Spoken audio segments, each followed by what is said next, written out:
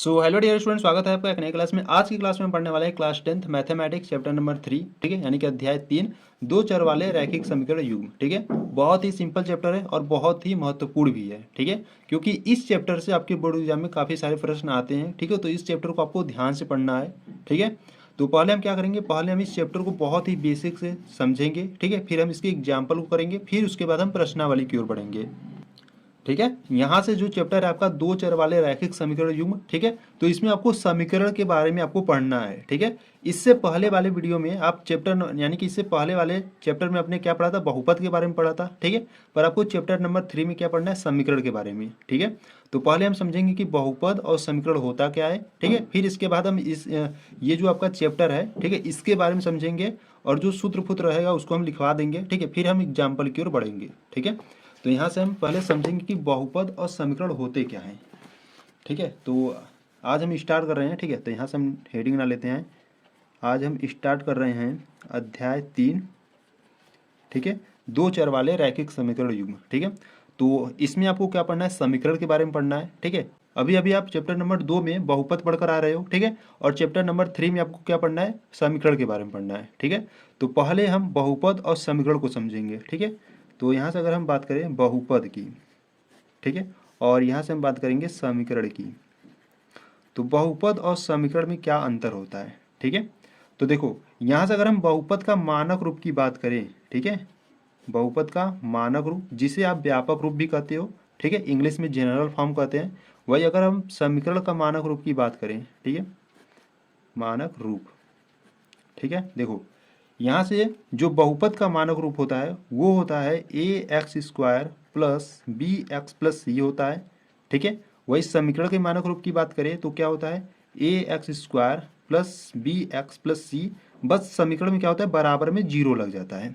ठीक है, बहुपद में जब आप बराबर में जीरो लगा देते हो तो वही आपका क्या बन जाता है, समीकरण बन जाता है। ठीक है, तो ये आपका बहुपद का क्या रहा, मानक रूप रहा, और ये आपके समीकरण का मानक रूप रहा। ठीक है, तो इसमें आपको क्या डिफरेंट देखने को मिल रहा है, आपको इसमें यह अंतर दिख रहा है कि बहुपद में बराबर में जीरो नहीं है और यहाँ पे जो समीकरण है उसमें बराबर में जीरो है। ठीक है, तो यही अंतर होता है, जब किसी बहुपद के बराबर में आप जीरो लगा देते हो तो वो आपका क्या बन जाता है, समीकरण बन जाता है। ठीक है, तो यहाँ से आप बहुपद और समीकरण के बारे में जान लिए। ठीक है, कुछ एग्जाम्पल के तौर पर भी समझ लेते हैं। ठीक है, तो यहाँ से अगर हम एग्जाम्पल की बात करें, देखो यहाँ से हम एग्जाम्पल कोई ले लेते हैं। ठीक है, मान लो पहला एग्जाम्पल है 4x² प्लस 7x प्लस 5 है। ठीक है, और यहाँ से हम दूसरा एग्जाम्पल लेते हैं 7x² प्लस का 3x प्लस का 1 है। ठीक है, और इसके हम बराबर में जीरो ले लेते हैं। तो एक और ले लेते हैं, मान लो, ठीक है, एक मान लो 4x² प्लस का 3, ठीक है, बराबर में जीरो ले लेते हैं, और एक और लेते हैं 7x² प्लस का 5x प्लस का 9 है। ठीक है, अब इसमें आपको बताना है कि कौन बहुपद है कौन समीकरण है। ठीक है, तो देखो जो फर्स्ट वाला है वो क्या है, ए 4x² प्लस का 7x प्लस का 5 है। ठीक है, इसमें बराबर का जीरो नहीं है। ठीक है, तो इसमें बराबर का जीरो नहीं है तो ये आपका क्या कहलाएगा, बहुपद कहलाएगा। ठीक है, अब कैसा बहुपद है ये आप जानते हो, अगर चरों की सबसे अधिकतम घात 2 होती है तो आपका द्विघात बहुपद होता है। ठीक है, ये आप सब जानते हो, चैप्टर नंबर 2 में पढ़ चुके हो। ठीक है, तो यहाँ से सेकेंड वाले की बात करें तो यहाँ पर है 7x² प्लस 3x प्लस 1 बराबर में जीरो है। ठीक है, बराबर में क्या है, जीरो है, तो ये आपका समीकरण कहलाएगा। ठीक है, समीकरण होगा। वही अगर इसकी बात करें 3 वाली की तो यहाँ पर है 4x² प्लस का 3 बराबर में जीरो, तो बराबर में जीरो देखने को मिल रहा है तो ये भी आपका क्या हो जाएगा, समीकरण हो जाएगा। ठीक है, और यहाँ पर देखो 7x² प्लस 5x प्लस 9 है। ठीक है, बराबर में जीरो दिखने को नहीं मिला तो ये आपका बहुपद हो जाएगा। ठीक है, तो इस प्रकार से आप बहुपद और समीकरण को बहुत ही आसान तरीके से समझ सकते हो। ठीक है, ठीक है, तो यहाँ से आपका जो चैप्टर 3 है यानी कि अध्याय जो 3 है वो आपका क्या है, दो चर वाले रैखिक समीकरण युग्म है। ठीक है, तो यहाँ से हम लिख लेते हैं, क्या है, नाम है दो चर वाले, ठीक है, दो चर वाले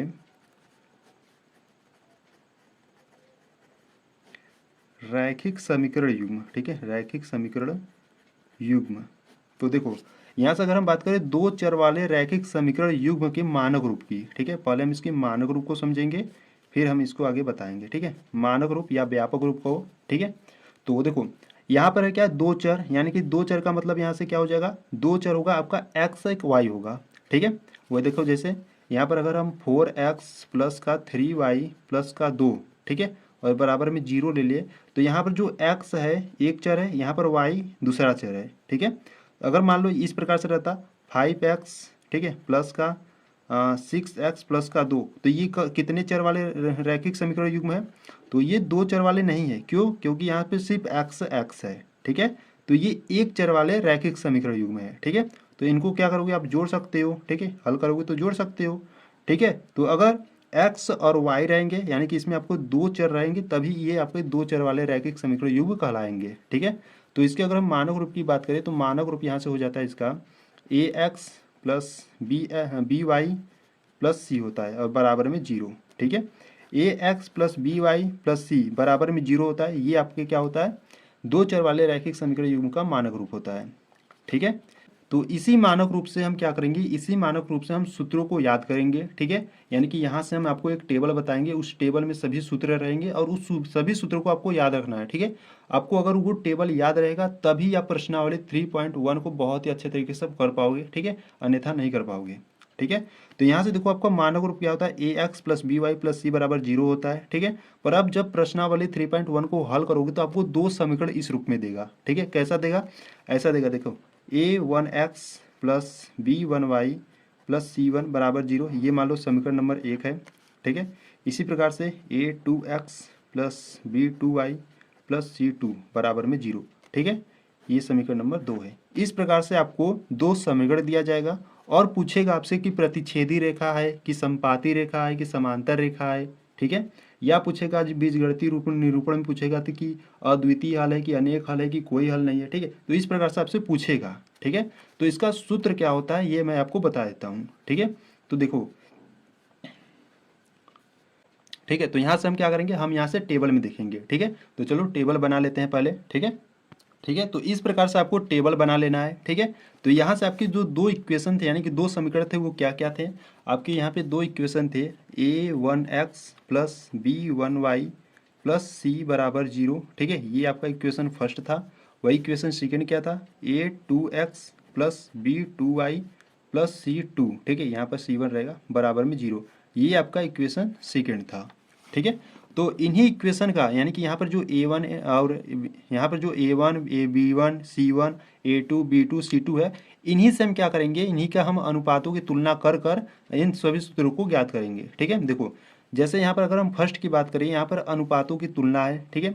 तो यहाँ से हम क्या करेंगे? a1 बटे a2 b1 बटे b2 लेंगे, ठीक है। तो यहाँ से अगर हम बात करें a1 बटे a2 अगर बराबर नहीं रहेगा b1 बटे b2 के, ठीक है, तो यहाँ से जो a1 बटे a2 है अगर वो b1 बटे b2 के बराबर यानी कि इक्वल नहीं रहेगा तो इसका जो ग्राफी निरूपण होगा वो कैसा होगा? प्रतिच्छेदी रेखा होगा, ठीक है। कैसा होगा? प्रतिच्छेदी रेखा होगा, ठीक है। इन सभी सूत्रों को आपको याद रखना है, ठीक है, क्योंकि इन्हीं सभी का यूज है। तो ग्राफी निरूपण कैसा होगा? प्रतिच्छेदी रेखा होगा। वही अगर हम बीजगणितीय निरूपण की बात करें तो ये कैसा होगा? ये आपका अद्वितीय हल होगा, ठीक है, अद्वितीय हल, ठीक है। अद्वितीय हल का मतलब क्या होता है? सिर्फ एक हल हो, ठीक है, यानी कि यहाँ से हम लिख देते हैं केवल एक हल, ठीक है। अद्वितीय हल का मतलब क्या होता है? केवल एक हल हो, ठीक है। और इसका जो समीकरण युग्म होगा वो कैसा होगा? संगत होगा, ठीक है। इन सभी को आपको याद रखना है, ठीक है। तो यहाँ से जो अनुपातों की तुलना है, फर्स्ट सूत्र आपका क्या बनता है? फर्स्ट सूत्र आपका बनता है कि अगर a1 बटे a2 बराबर नहीं रहेगा b1 बटे b2 के तो जो उसका ग्राफी निरूपण होगा वो प्रतिच्छेदी रेखा होगा, ठीक है। और जो बीजगणितीय निरूपण होगा वो कैसा रहेगा? अद्वितीय हल, यानी कि केवल उसका एक हल होगा। और जो समीकरण युग्म होगा वो कैसा होगा? संगत होगा, ठीक है। इसी प्रकार से सेकेंड वाले की बात करें तो सेकेंड सूत्र यहाँ से आपका बनता है a1 बटे a2, ठीक है। यहाँ से हम क्या करेंगे? अब सभी को बराबर कर देंगे, ठीक है, बराबर में b1 बटे b2 बराबर में c1 बटे c2, यानी कि जब सभी बराबर रहेंगे तो इनका जो ग्राफी निरूपण होगा वो कैसा होगा? समपाती होगा, ठीक है, समपाती रेखा, ठीक है। जब सभी बराबर रहेंगे तो आपका जो ग्राफी निरूपण होगा, जब आप ग्राफ में दर्शाओगे तो आपको उसमें क्या मिलेगा? समपाती रेखा मिलेगा, ठीक है। और बीजगणितीय निरूपण कैसा होगा? यानी कि जब उसको इक्वेशन से हल करोगे तो उसके आपके अनेक हल निकलेंगे, ठीक है। यहाँ से हो जाएगा अनेक हल, बीजगणितीय निरूपण क्या हो जाएगा? अनेक हल। ठीक है, यानी कि कई हल निकलेंगे आपके। और जो समीकरण युग्म होगा वो कैसा होगा, संगत होगा। ठीक है, इसी प्रकार से यहाँ से हम क्या किए, पहले पहले पहले यहाँ से हम किसी को बराबर नहीं दिखाएं। ठीक है, यानी कि यहाँ से दोनों मान इक्वल नहीं है। ठीक है, और यहाँ पर हम क्या किए, सभी मान को इक्वल यानी कि बराबर कर दिए।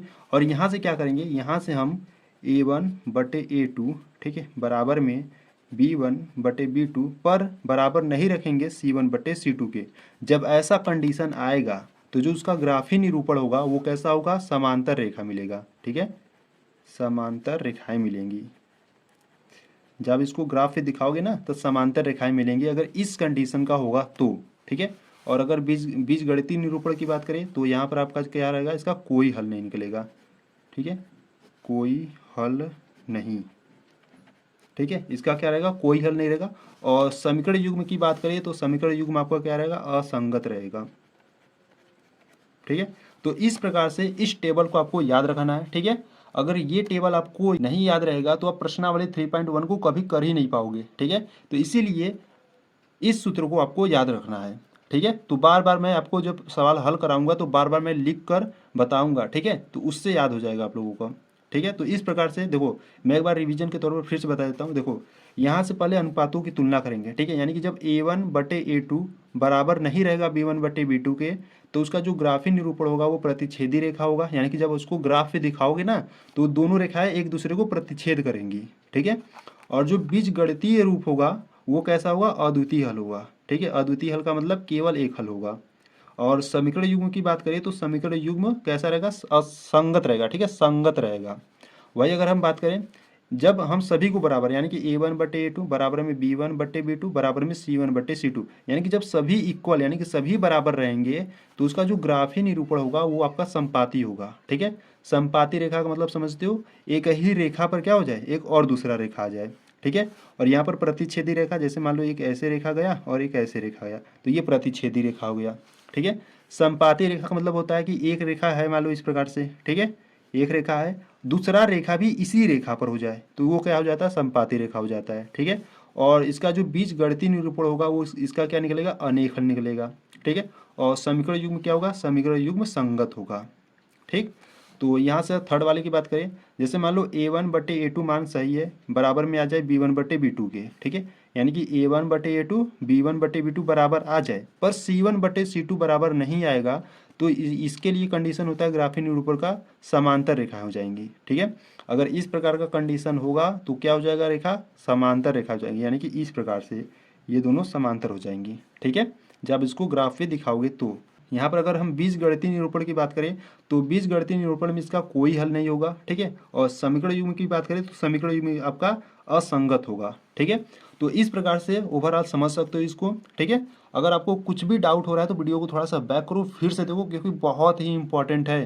ठीक है, अगर आप इसको नहीं समझोगे तो आप प्रश्नावली के सवाल को नहीं कर पाओगे। ठीक है, तो इसको जरूर याद कर लेना। ठीक है, नोट्स बनाने हो तो नोट्स भी इस प्रकार से लिख लेना। ठीक है, और इसको बार बार लिखना और बार बार याद करना। ठीक है, तो यहाँ से आपका बेसिक खत्म।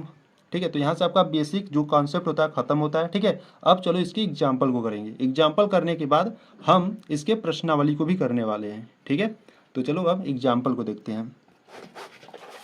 ठीक है, तो यहाँ से जो आपका चैप्टर नंबर 3 था, दो चर वाले रैखिक समीकरण युग। ठीक है, तो इसके हम बेसिक कॉन्सेप्ट को देख लिए। ठीक है, अब यहाँ से हम क्या करेंगे, अब इसके हम एग्जाम्पल को देखेंगे। ठीक है, तो अगर हम बात करें एग्जाम्पल की तो हाँ देखो यहाँ से। ठीक है, तो यहाँ से देखिए उदाहरण नंबर 1 क्या करा है। उदाहरण नंबर 1 करा है कि ग्राफ द्वारा जांच कीजिए कि समीकरण युग्म x + 3y = 6, एक इक्वेशन आपको दिया है, और दूसरा इक्वेशन आपको दिया है 2x - 3y = 12। ठीक है, इस प्रकार से आपको दो समीकरण दिया गया है और आपको जांच करना है कि ये समीकरण युग्म कैसा है। ठीक है, यहाँ से आपको बता भी दिया है, अगर संगत है। ठीक है, अगर संगत है, यदि ऐसा है तो उन्हें ग्राफ द्वारा हल कीजिए। ठीक है, अगर ये जो इक्वेशन है ये संगत इक्वेशन है यानी कि संगत समीकरण है तो इसको हमको ग्राफ द्वारा ज्ञात करना है। ठीक है, तो यहाँ पे देखो आपसे पूछ लिया ना संगत है, अब संगत असंगत आप कैसे पहचानोगे, तो इस सूत्र को आपको याद रखना है। ठीक है, ये सूत्र आपको याद रहेगा तभी आप संगत असंगत पहचान सकते हो। ठीक है, तो इस प्रकार से इस सूत्र को याद रख लेना। अब चलो एग्जाम्पल की देखते हैं।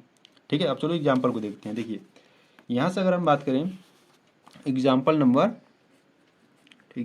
नंबर फर्स्ट की, ठीक है। एग्जाम्पल नंबर फर्स्ट की बात करें तो आपको क्या दिया है, आपको दो समीकरण दिया गया है। ठीक है, आपको दो समीकरण दिया गया है, एक दिया है x प्लस 3y बराबर में 6 दिया है। ठीक है, हम इसको इक्वेशन फर्स्ट मानेंगे और यहाँ से आपको इक्वेशन जो सेकंड दिया है वो 2x माइनस का 3y इज इक्वल टू 12 दिया है। ठीक है, हम इसको इक्वेशन सेकंड मानेंगे।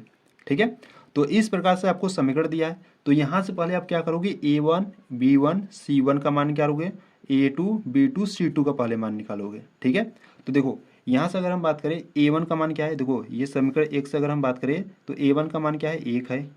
a1 का मान क्या है, 1 है। वही b1 की बात करें तो b1 का मान क्या है, 3 है। C1 का मान क्या है, C1 का मान है 6 है। ठीक है, कैसे ज्ञात कर रहे हैं, आप अभी अभी अभी पढ़े हो कि जो इसका जो मानक रूप होता है वो क्या होता है, a1x plus b1y plus c1 होता है।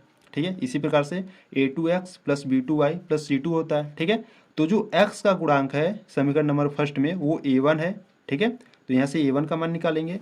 तो यहाँ से देखो समीकरण नंबर फर्स्ट में जो x का गुणांक है यहाँ पर कुछ नहीं रहता तो यहाँ पर हम 1 मानते हैं, तो यहाँ से a1 का मान 1 आ जाएगा। ठीक है, y का गुणांक 3 है यानी कि a2 का मान क्या आ जाएगा, सॉरी b1 का मान क्या आ जाएगा, 3 आ जाएगा। और यहाँ से आपका अचर पद यानी कि c1 का मान 6 आ जाएगा। ठीक है, इसी प्रकार नीचे जो समीकरण आपको समीकरण नंबर 2 दिया है यहाँ से हम a2 निकालेंगे, तो a2 का मान यहाँ से 2 आ जाएगा। ठीक है, और b2 क्या आ जाएगा, b2 आ जाएगा माइनस का 3 और यहाँ से c2 जो है c2 है आपका 12।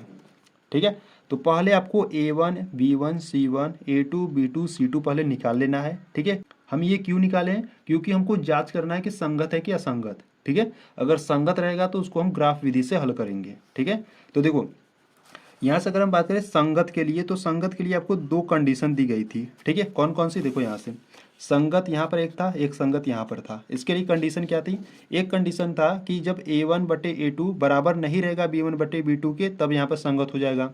ठीक है, और एक कंडीशन थी कि जब सभी बराबर हो जाएंगे तब भी आपका संगत होगा। ठीक है, तो यहाँ से हम क्या करेंगे, देखो पहले हम करेंगे a1 बटे a2 निकालेंगे। ठीक है, तो a1 का मान है 1 बट्टे b2 a2 का मान है 2। ठीक है, तो a1 बट्टे a2 का जो मान है 1 बट्टा 2 आ गया। ठीक है, इसी प्रकार से हम b1 बटे b2 निकालेंगे, तो b1 का मान है 3 और बट्टे b2 का मान है माइनस का 3। इसको काटोगे तो क्या निकलेगा आपका, 1 बट्टे माइनस का 1। ठीक है, यहाँ पे देखो a1 बटे a2 का मान क्या है, 1 बट्टा 2 है। b1 बटे b2 का मान है 1 बटा माइनस का, यानी कि ये बराबर नहीं है। ठीक है, यानी कि ये क्या है, a1 बटे a2 not equal to b1 बटे b2। ठीक है, जब ऐसा कंडीशन आता है तो वो आपका क्या रहता है, संगत रहता है। ठीक है, ठीक, तो अगर ये संगत है तो इसको हम ग्राफ विधि से भी देखेंगे। ठीक है, तो ग्राफ बनाने के लिए पहले आपको क्या करना होगा, पहले आपको यहाँ से आपको पहले क्या करना होगा, बिंदु ज्ञात करना होगा। बिंदु ज्ञात करने के बाद हम इसको चतुर्थांश पे दर्शाएंगे। ठीक है, तो देखो यहाँ से पहले हम क्या करते हैं, बिंदु ज्ञात कर लेते हैं। देखो पहले हम दो बॉक्स बनाएंगे। ठीक है, इस प्रकार से, और यहाँ से इस प्रकार से बना लेंगे दो बॉक्स, इसमें x को रखेंगे, इसमें y को रखेंगे। ठीक है, और यहाँ से एक और बॉक्स बनाएंगे, इसमें x को रखेंगे, इसमें y को। ठीक है, तो ये जो बॉक्स है ये आपका समीकरण 1 के लिए है। ठीक है, समीकरण 1 के लिए बॉक्स है, और ये जो बॉक्स हम बनाए हैं ये समीकरण 2 के लिए है। ठीक है, तो देखो यहाँ से जो समीकरण नंबर 1 है वो क्या है, x plus 3y equal to 6 है। ठीक है, तो पहले हम इसमें क्या करेंगे, x का मान 0 रखेंगे। ठीक है, जब x का मान 0 रखोगे यहाँ पर, ठीक है, तो यहाँ पर मैं सॉल्व करते जाऊँगा। ठीक है, क्योंकि बहुत सारे स्टूडेंट को थोड़ा सा प्रॉब्लम होगा। ठीक है, तो जब x का मान 0 यहाँ पर रखूँगा तो 0 हो जाएगा, प्लस का 3y है तो 3y बराबर में 6 है। ठीक है, तो यहाँ से हम y का मान ज्ञात करेंगे, तो y इज इक्वल टू 6, 3 गुणा में बट्टे में आ जाएगा, 3 एकम 3, 3 दूना 6, यानी कि जो y का मान है वो क्या निकल गया, 2 निकल गया। ठीक है, तो यहाँ से रखो 2।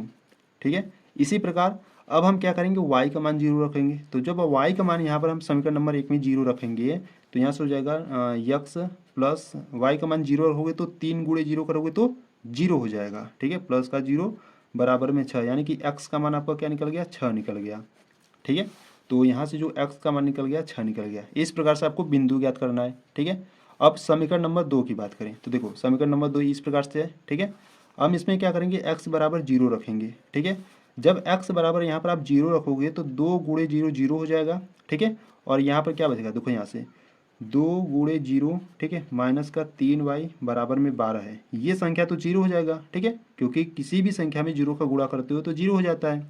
तो यहाँ से आपका माइनस का 3y इक्वल टू 12 बचेगा, ठीक है। तो यहाँ से y का मान ज्ञात करेंगे तो यहाँ से हो जाएगा 12, 3 गुणा में उधर भेजोगे तो बट्टे में चला जाएगा, 3 एक कम 3, 3 चौके 12, यानी कि यहाँ पर माइनस है तो y इक्वल टू क्या बचा, माइनस का 4 बचा, ठीक है। तो यहाँ से हम लिखेंगे माइनस का 4। अब हम क्या करेंगे, अब y का मान जीरो लेंगे, ठीक है, y का मान जीरो लेंगे यहाँ से, ठीक है। तो ये वाली संख्या आपकी जीरो हो जाएगी, ठीक है। तो यहाँ से आपका क्या बचेगा, 2x माइनस का 0 बराबर में 12। तो x इज इक्वल टू 12, 2 गुणा में इधर बाटे में लाओगे तो 2 एक कम 2, 2 छके 12, यानी कि x का मान क्या निकल गया, 6 निकल गया, ठीक है। तो यहाँ से x का मान 6 लिख लिए, ठीक है। तो इस प्रकार से आपको बिंदु ज्ञात करना है, ठीक है। बिंदु देखो अगर हम बात करें तो बिंदु आपका क्या रहता है, x, y के रूप का होता है, ठीक है। जो x रहता है उसको हम कहते हैं भुज कहते हैं, और जो y रहता है उसको हम कोटि कहते हैं, ठीक है। ये आप क्लास 9th में पढ़े होंगे, ठीक है। तो यहाँ से जो बिंदु आपका निकला, पहला 0,2 निकला और सेकेंड वाला 6,0 निकला, ठीक है। इसी प्रकार से समीकरण नंबर 2 में 0, माइनस का 4 निकला और यहाँ से 6,0 निकला, ठीक है। अब इसको हम क्या करेंगे, ग्राफ पर दर्शाएंगे, ठीक है। तो यहाँ से हम क्या करेंगे, ग्राफ बनाएंगे, ठीक है, ठीक है। तो यहाँ से हम इंची का यूज करेंगे, ठीक है। तो यहाँ से हम क्या करेंगे, पहले हम ग्राफ बनाएंगे, ठीक है। तो यहाँ से इस प्रकार से, और ठीक है, इस प्रकार से पहले हम ग्राफ बनाएंगे, ठीक है। तो यहाँ पर हम संख्या दर्शा लेते हैं, ठीक है। तो यहाँ से हम संख्या दर्शा लेते हैं, जैसे मान लो यहाँ पर 1 है, यहाँ पर 2 है, यहाँ पर 3 है, यहाँ पर 4, यहाँ पर 5, यहाँ पर 6, ठीक है। और ले लेते हैं यहाँ पे 7, ठीक है। इसी प्रकार से देखो y पे अधिकतम कितना है, y पे अधिकतम है 2, ठीक है। तो ज़्यादा मत लेना, ठीक है, आपको देख कर लेना है। तो यहाँ पर y का 2 ले लिए, एक और बढ़ा लेते हैं, 3 ले लेते हैं, ठीक है। और माइनस में y का है, माइनस में y का नीचे, यहाँ पर आप जानते हो ना, ये जो होता है x होता है, ये आपका x डैश होता है, ठीक है। यानी कि इधर x, यानी कि जब दाहिने तरफ जाते हो तो प्लस वाली संख्याएं लेते हैं, जब आप ऊपर, ये ऊपर यहाँ पर आपका y होता है, ठीक है। जब आप ऊपर जाते हो तो प्लस की संख्याएं लेते हैं, जब इसी प्रकार आप जब नीचे आते हो यानी कि y डैश के नीचे आते हो तो माइनस के लेते हैं, ठीक है, ये आप जानते होंगे। तो यहाँ से हम क्या करेंगे, इधर आप आएंगे तो माइनस का 1 और माइनस का 2, माइनस का 3, ठीक है। और नीचे आओगे तो माइनस का 1, माइनस का 2, माइनस का 3, माइनस का 4, माइनस का 5, इस प्रकार से दर्शाने के बाद अब आपको क्या देखना है, बिंदु देखना है, ठीक है। तो देखो यहाँ से जो पहला बिंदु है वो क्या है, पहला बिंदु है 0,2, ठीक है। अगर आपको इस प्रकार से समझ में नहीं रहा तो इस प्रकार से आप बना लेना, 0,2 है यहाँ से पहला बिंदु, और यहाँ से जो दूसरा बिंदु है वो 6,0 है, ठीक है। ये समीकरण नंबर 1 का है। समीकरण नंबर 2 का क्या है, समीकरण नंबर 2 का 0, माइनस का 4 है, और यहाँ पर एक है 6,0 है, ठीक है। ये समीकरण नंबर 2 का है, ठीक है। तो ये वाला समीकरण नंबर 1 का, ये समीकरण नंबर 2 का है। तो देखो पहले हम क्या करेंगे, इस बिंदु को दर्शाएंगे 0,2, ठीक है। तो यहाँ पर आपका 0 होता है, तो 0,2 x पर 0 है, यानी कि यहाँ पर है। y पर कितना है, y पर 2 है, प्लस का 2, तो y पर प्लस का 2 यहाँ पर, ठीक है। इस प्रकार से दूसरा वाला देखो बिंदु क्या है, आपका है 6,0, ठीक है, यानी कि x पर है 6, x पर जाओगे यहाँ पर 6 है, और y पर है 0, यानी कि y पर 0, यानी कि यहाँ पर, ठीक है। तो यहाँ पर आपको यहाँ पर बिंदु निकला, एक यहाँ पर, एक यहाँ पर, तो इन दोनों बिंदु को पहले क्या करो, मिला दो, ठीक है। तो इनको हम क्या करेंगे, मिला देंगे इंची से, ठीक है। तो इनको हम इस प्रकार से मिला देते हैं, ठीक।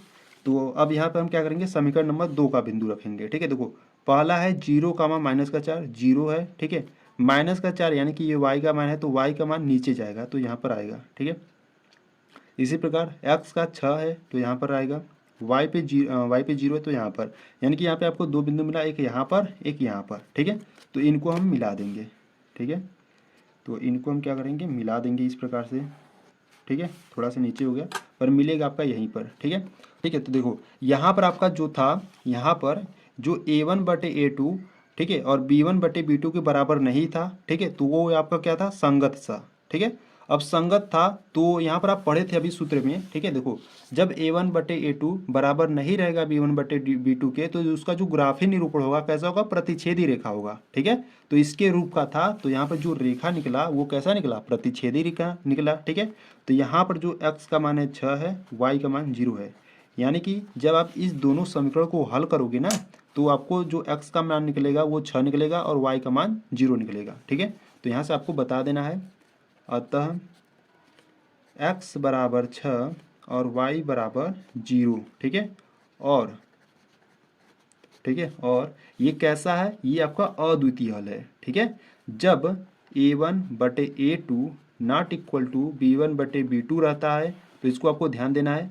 ये तो देखो संगत होता है। ठीक है, संगत के साथ साथ इसका जो ग्राफी विधि होता है, ग्राफी निरूपण होता है, वो कैसा होता है, प्रतिच्छेदी होता है, यानी कि दो रेखाएं आपस में क्या करेंगी, काटेंगी। ठीक है, और क्या जो इसका बीजगणितीय रूप होता है वो कैसा होता है, अद्वितीय हल होता है। ठीक है, अद्वितीय हल होता है, इसको आपको ध्यान देना है। ठीक है, तो यहाँ से लिखोगे x बराबर 6 आ गया, y बराबर 0, और यह अद्वितीय हल है।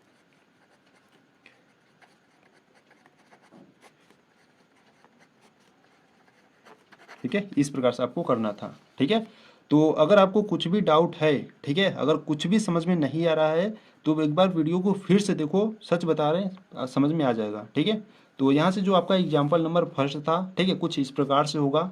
तो यहाँ से आपका एग्जाम्पल नंबर आपका कंप्लीट हुआ। ठीक है, तो चलो एग्जाम्पल नंबर 2 को देखते हैं।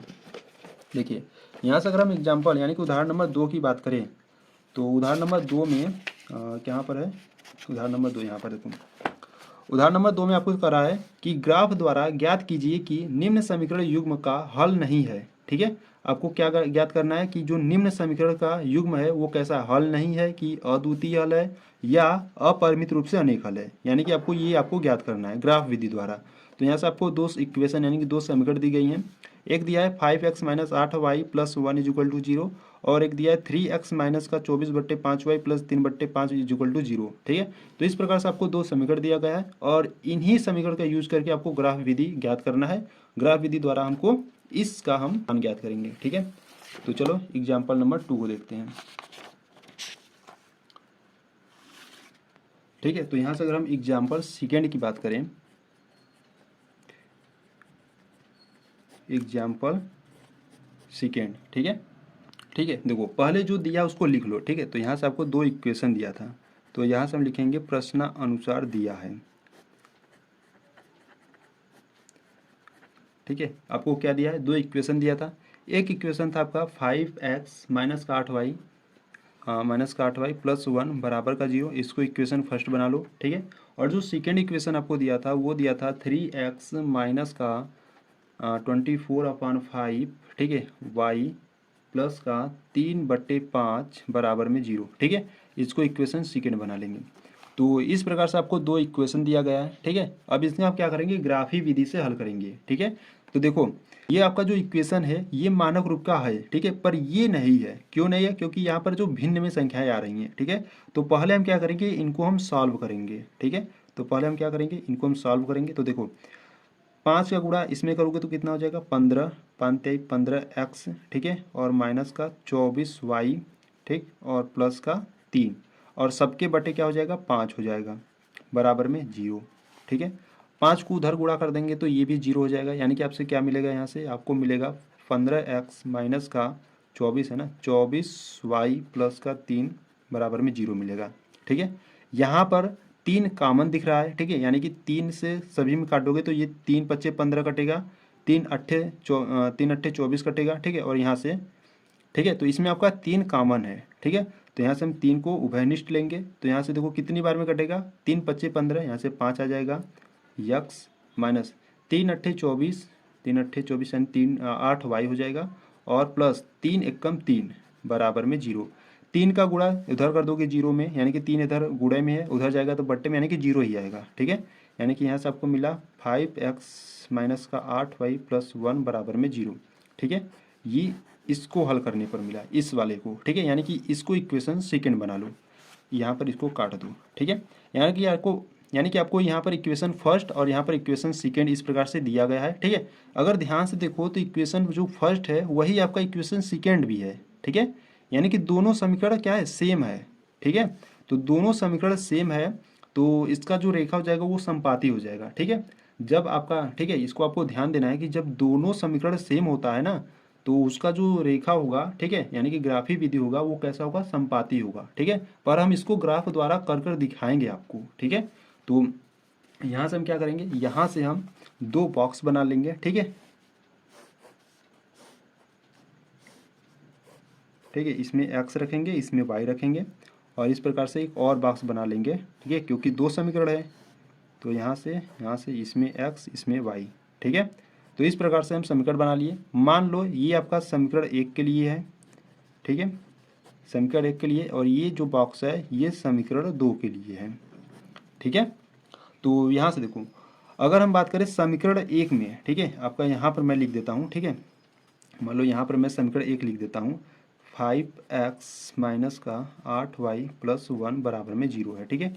ये आपका समीकरण नंबर 1 है, और यही सेम आपका समीकरण नंबर 2 भी है, ठीक है। 5x माइनस का 8y प्लस का 1 बराबर में 0, यानी कि अगर आप किसी एक का मान इसमें निकालोगे तो वही मान इसमें भी आएगा, ठीक है। तो यहाँ से हम क्या करेंगे, देखो यहाँ पर x का मान ऐसा आपको रखना है ना कि बट्टे में संख्या y का मान नहीं आए, ठीक है, यानी कि x का मान ऐसा रखो कि जो y का मान आएगा वो बट्टे सट्टे में आना नहीं चाहिए, ठीक है। तो देखो यहाँ से हम क्या करेंगे, x का मान 3 रखेंगे, ठीक है। तो यहाँ से हम क्या करेंगे, x का मान 3 रखेंगे, तो यहाँ से क्या हो जाएगा, 5 तिहाई 15 हो जाएगा, ठीक है, माइनस का 8y प्लस का 1 बराबर में 0। इसको सॉल्व करो तो 15 एक 16 हो जाएगा, ठीक है, 15 एक 16, 16 को उधर लेके चल जाओ तो माइनस का 8y उधर जाएगा तो माइनस का 16 हो जाएगा, माइनस माइनस काट दो, 8 एक कम 8, 8 दूना 16, यानी कि जो y का मान है वो क्या है, 2 है, ठीक है। तो जब x बराबर इसमें 3 रखोगे तो y का मान कितना निकला, 2 निकला, ठीक है। इसी प्रकार से अब y का मान कुछ ऐसा रख दो कि x का मान आए, ठीक है, पर बट्टे में नहीं आना चाहिए, इसको ध्यान देना। तो मान लो y का मान यहाँ से अगर हम 7 रख दें, ठीक है, y का मान 7 रख दें तो 8 7 56, 56 में से एक जाएगा तो कितना आ जाएगा, 55, यानी कि x का मान 11, ठीक है। देखो कैसे, यहाँ पर अगर हम 5x माइनस का 8, y के स्थान पर हम क्या रख रहे हैं, 7 रख रहे हैं, ठीक है, गुणे 7 प्लस का 1 बराबर में 0। तो यहाँ से हो जाएगा आपका 5x, 8 7 56, 56 में से एक जाएगा तो कितना बचेगा, माइनस का 55 बराबर में 0। अब इसको हल करेंगे तो x is equal to minus का 55 उधर ले जाओगे तो प्लस का 55 हो जाएगा, ये गुणा में बट्टे में चला जाएगा, 5 एक कम 5, 5 ग्रह में 55, ठीक है, यानी कि जो x का मान है वो 11 आ गया, ठीक है। या आप x का मान 11 रखते तो y का मान 7 आ जाता, ठीक है। तो इस प्रकार से आपको ज्ञात करना है, ठीक है। देखो यहाँ पर ये समीकरण और ये समीकरण दोनों सेम है, ठीक है, यानी कि ये जो मान निकालो इसमें भी आप लिख सकते हो, यानी कि यहाँ से 3 लिख दो, 2 11 7, ठीक है। अब इसको हम क्या करेंगे, ग्राफ पे दर्शाएंगे, ठीक है। तो यहाँ से हम ग्राफ बनाते हैं, ठीक है। तो यहाँ से हम क्या करेंगे, ग्राफ बनाएंगे,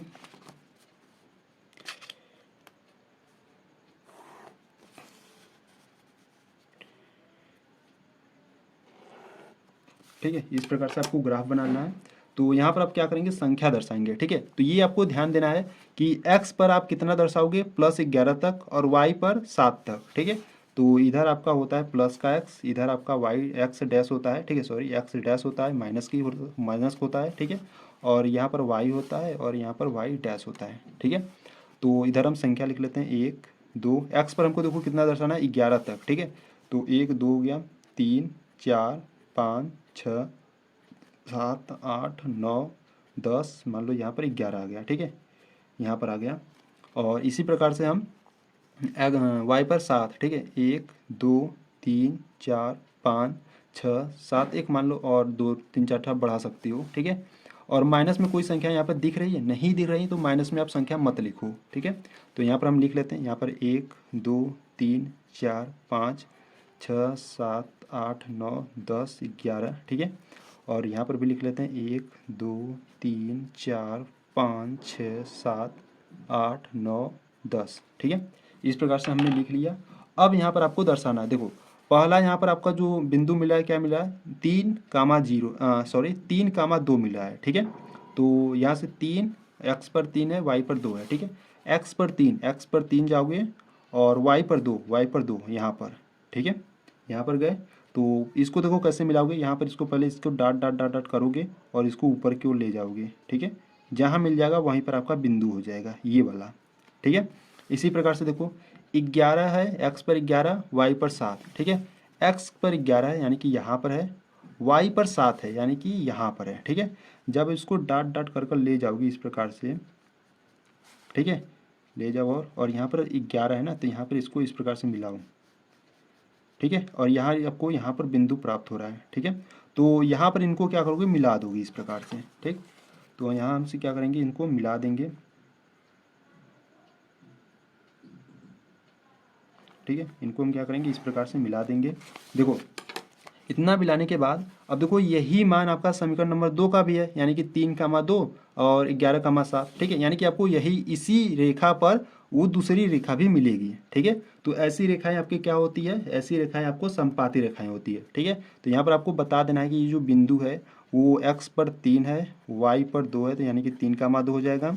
और ये जो x पर 11 है, y पर 7 है, तो 11,7 हो जाएगा। ठीक है, इस प्रकार से आपको बता देना है। ठीक, तो इस प्रकार से आपको करना था। हाँ, आपको प्रश्न में क्या बताना था कि आपको प्रश्न में ये बताना था कि समीकरण युग्म का हल नहीं है, कि अद्वितीय हल है, कि अपरिमित रूप से अनेक हल है। ठीक है, तो ये कैसा हल है, जब रेखा समपाती है। ठीक है, अब समपाती कैसे होता है, समपाती के लिए क्या कंडीशन था, A1/A2 बराबर में B1/B2 बराबर में C1/C2, ये समपाती के लिए कंडीशन था। ठीक है, तो ये इसके रूप का है। ठीक है, तो ये क्या हो जाएगा, समपाती हो जाएगा। ठीक है, तो यहाँ से आपको बता देना है। ठीक है, तो यहाँ से आपको लिख देना है अतः, ठीक है, अतः इनके अनेक हल हैं। अनेक हल क्यों हैं, क्योंकि रेखा कैसा है, इसका समपाती है। ठीक है, तो इस प्रकार से आपको करना था। ठीक, तो यहाँ पर जो एग्जाम्पल नंबर आपका सेकेंड था। ठीक है, इस प्रकार से होगा। अगर आपको कुछ भी डाउट हो रहा है तो वीडियो को एक बार फिर से इसको देख लो। ठीक है, अच्छे तरीके से समझ में आ जाएगा। ठीक, तो यहाँ से आपका एग्जाम्पल 2 कंप्लीट हुआ। ठीक है, तो चलो एग्जाम्पल नंबर अब थर्ड को देखते हैं। देखिए, अगर हम एग्जाम्पल नंबर 3 यानी कि उदाहरण 3 की बात करें तो उदाहरण नंबर 3 आपसे क्या करा है, यहाँ से आप उदाहरण नंबर 3 करा है, चंपा एक सेल में कुछ पैंट और कुछ स्कर्ट खरीदने गई। ठीक है, जब उसकी सहेलियों ने पूछा कि प्रत्येक के कितने नग खरीदे, यानी कि उसकी सहेली ने पूछा कि आपने कितने, मतलब कितने पैंट और कितने स्कर्ट खरीदे, तो उसने उत्तर दिया स्कर्ट की जो संख्या है खरीदी गई पैंटों की संख्या की 2 गुनी से 2 कम है, और स्कर्ट की जो संख्या है खरीदी गई पैंटों की संख्या की 4 गुनी से 4 कम है। सहेलियों की यह जानने के लिए सहायता कीजिए कि चंपा ने कितनी पैंट और कितनी स्कर्ट खरीदी। ठीक है, आपको ये बताना है कि जो चंपा एक सेल में गई थी तो उसने एक पैंट मतलब कि कुछ पैंट और कुछ स्कर्ट खरीदी, तो वो कितना खरीदी। ठीक है, ये आपको बताना है। ठीक है, तो इसको हम क्या करेंगे, हम इसको मान लेंगे। ठीक है, एक्स और वाई मान लेंगे। ठीक है, तो यहाँ पर जो पैंट होगा हम उसको x मान लेते हैं, और जो स्कर्ट है उसको हम y मान लेते हैं। ठीक है, फिर यहाँ से हम 2 समीकरण बनाएंगे और उसको हम देखेंगे। ठीक है, तो चलो देखते हैं उदाहरण नंबर 3 को। ठीक है, तो इसको हम क्या करते हैं, हटाते हैं। तो यहाँ पर हट जाए। ठीक है, यहाँ पर देखते हैं। ठीक है, तो यहाँ से हम हल करने वाले हैं एग्जाम्पल नंबर 3। ठीक है, तो अगर देखो आपको वीडियो अच्छी लग रही है तो वीडियो को लाइक कर देना। ठीक है, चैनल पर अभी अभी नए हो या पुराने हो, सब्सक्राइब नहीं किए हो तो सब्सक्राइब जरूर कर लीजिएगा। ठीक है, तो उदाहरण नंबर 3 की बात करें तो उदाहरण नंबर 3 में आपको क्या था, चंपा एक सेल में गई थी, चंपा ने कुछ पैंट और कुछ स्कर्ट खरीदी। ठीक है, तो यहाँ से हम मानेंगे। ठीक है, तो यहाँ से हम लिखेंगे माना चंपा ने, ठीक है, माना चंपा ने यक्स पैंट व वाई स्कर्ट खरीदी। ठीक है, इस प्रकार से हम मान लिए। ठीक है, देखो अब प्रश्न को क्या करना है, आपको ध्यान से पढ़ना है। ठीक है, तो प्रश्न आपसे देखो यहाँ से क्या करा है। ठीक है, प्रश्न को ध्यान से पढ़ो। प्रश्न में देखो जो चंपा थी वो क्या करती है, जो स्कर्ट की संख्या है, ठीक है, स्कर्ट की संख्या मतलब वाई, ठीक है, स्कर्ट की जो संख्या है खरीदी गई पैंटों की संख्या की 2 गुनी से कितने हैं, 2 कम है। ठीक है, खरीदी गई पैंटों की संख्या आपका कितना है, एक्स है, उसको पैंट को क्या माने हो, एक्स माने हो, तो 2 गुनी से 2 कम है, यानी कि 2x-2 है। ठीक है, तो यहाँ से जो स्कर्ट की संख्या है यानी कि y इज इक्वल टू पैंटों की संख्या से 2 गुनी से 2 कम है, यानी कि पैंटों की संख्या आप क्या मानो x, इसका 2 गुना करोगे और 2 कम करोगे। ठीक है, इस प्रकार से इसको इक्वेशन फर्स्ट मान लो। ठीक है, फिर यहाँ से देखो प्रश्न में आपको फिर कहा है, क्या कहा कि यहाँ जो स्कर्ट की संख्या है, अब स्कर्ट की संख्या यानी कि y खरीदी गई पैंटों की संख्या से 4 गुनी से भी 4 कम है। ठीक है, अब 4 गुने से भी 4 कम है, यानी कि जो स्कर्ट की संख्या यानी कि y का जो मान है वो खरीदी गई पैंटों की संख्या से 4 गुनी यानी कि 4x से 4 कम है। ठीक है, खरीदी गई पैंटों की संख्या से 4 गुनी से 4 कम है। ठीक है, तो इसको हम क्या करेंगे, इक्वेशन सेकंड बना लेंगे। ठीक है, अब इसको हम क्या करेंगे, हम इसको अब ग्राफी विधि से देखेंगे, क्योंकि हम उदाहरण नंबर 1 उदाहरण नंबर 2 में ग्राफ विधि से देखे थे, तो इसको भी हम क्या करेंगे, ग्राफी विधि से हल करेंगे। ठीक है, तो यहाँ से आपको क्या करना है, यहाँ से आपको 2 बॉक्स बना लेना है। ठीक है, इस प्रकार से इसमें x को इसमें y को रखोगे और यहाँ से एक बॉक्स बना लेना है इस प्रकार से। ठीक है, इसमें x रखोगे इसमें y रखोना। ठीक है, तो देखो यहाँ से थोड़ा सा हम डायरेक्ट करेंगे। ठीक है, देखो जब ये आपका समीकरण नंबर 1 के लिए, ठीक है, मैं आपको यहाँ से बता देता हूँ, ये समीकरण 1 के लिए है और ये समीकरण 2 के लिए बॉक्स है।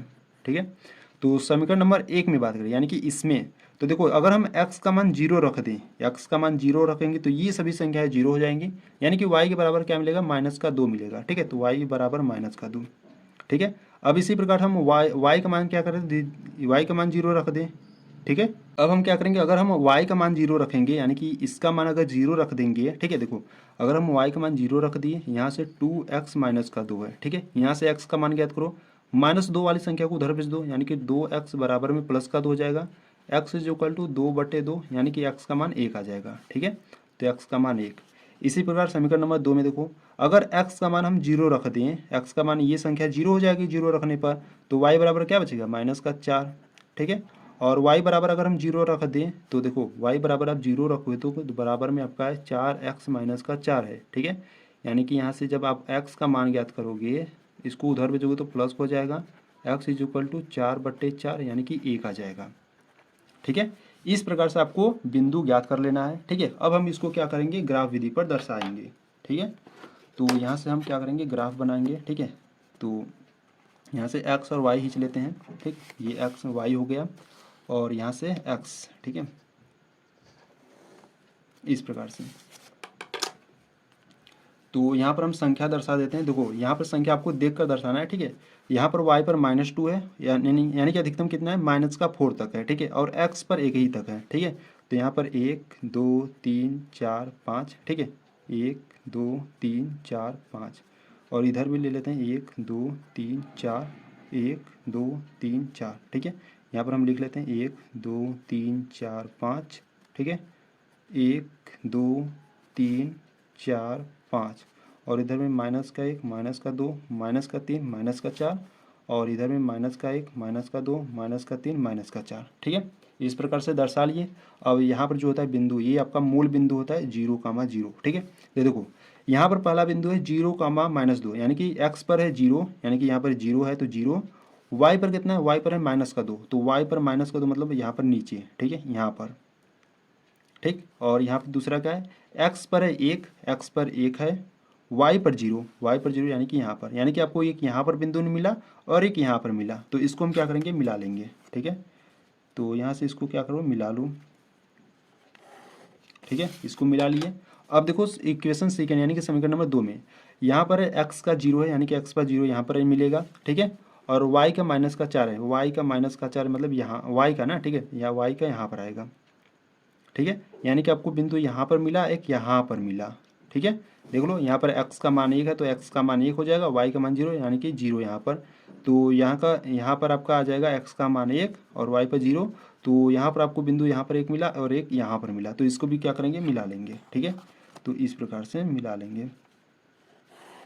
ठीक है, तो यहाँ से हम बता देंगे यहाँ पर कितना हो जाएगा, 1 कामा, ठीक है, 1, x का मान 1 है, y का मान 0। ठीक है, तो इस प्रकार से करना था। तो यहाँ से जो x का मान निकलेगा, x का मान वो 1 निकल जाएगा, y का मान 0। ठीक है, इस प्रकार से।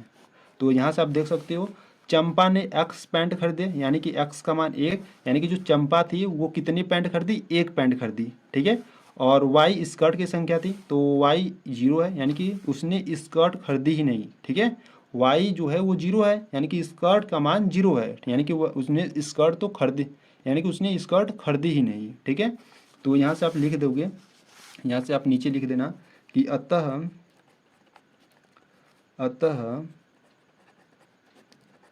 चंपा ने, ठीक है, अतः चंपा ने एक पैंट व 0 स्कर्ट खरीदी। ठीक है, इस प्रकार से आपको करना था।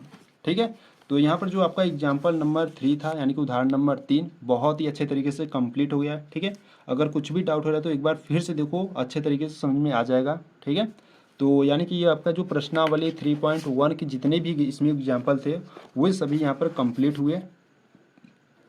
ठीक है, तो अगली वीडियो में हम प्रश्नावली 3.1 को हल करेंगे, क्योंकि ये वीडियो बहुत काफ़ी लंबी हो जाएगी। ठीक है, और आप भी बोर हो जाओगे पढ़ते पढ़ते। ठीक है, तो नेक्स्ट वाली वीडियो में हम प्रश्नावली 3.1 को करेंगे। ठीक है, तो अगर यहाँ तक अगर आपको वीडियो अच्छी लगी तो वीडियो को लाइक कर देना। ठीक है, चैनल पर नया है तो चैनल को सब्सक्राइब कर देना। ठीक है, तो चलो मिलते हैं नेक्स्ट वीडियो में, तब तक के लिए जय हिंद जय भारत।